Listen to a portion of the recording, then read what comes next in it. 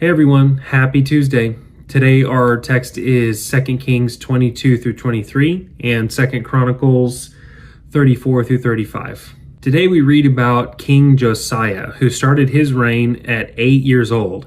I have a 7-year-old, and it's a little crazy to think that at 8 years old, 1 year after my oldest son, Josiah was starting his reign.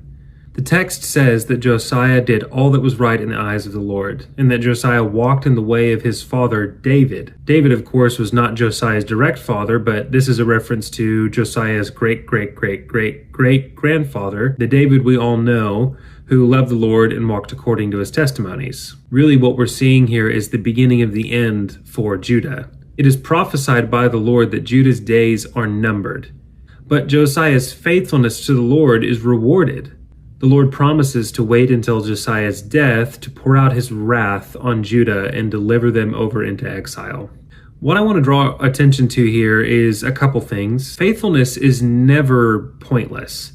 It was striking to me to think, okay, I know Judah is going to fall. I know that they've really messed up and the wrath of God is coming. And it kind of made Judah's faithfulness, all of his reform, his return to the Passover meal, it made it all feel kind of like pointless because of what was coming. But it's not pointless. Faithfulness to the one true God is never a pointless thing. In fact, Josiah's faithfulness to God and his refusal to turn towards the fake gods of his day acts as a foretelling of the one true king to come.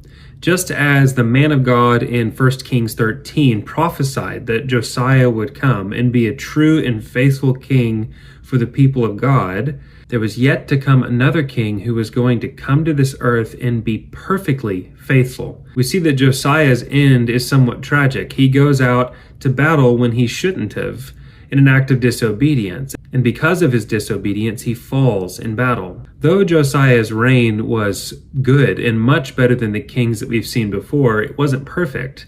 There was still something lacking. There's still something that is needed here. Despite his reforms, despite his rebuilding the temple, despite his return to the Passover meal, there is still something lacking here. And what was lacking in Josiah is found in the true king, the true perfect king, Jesus Christ. Jesus came to the earth and reigned as a perfect king from the line of David. He was the one who was foretold. He was and he is the prophesied Messiah to come. What we see Josiah do at the end of his reign, Jesus never does. Jesus never turned aside from the will of his Father. He lived a perfect life, and then he died the death that we couldn't die. He died the death that we needed. He died a perfect sacrifice for us. And just like this return to the Passover meal that Josiah takes the country to, Jesus becomes the lamb that was slain.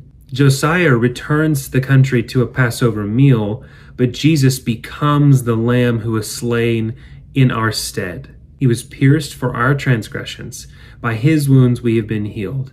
So Josiah was a good king who was faithful to God and an echo of the perfect king that was to come in the Messiah, Jesus Christ, who came, lived a perfect life of obedience to God, and gave himself up like a sacrificial lamb for the sins of the world.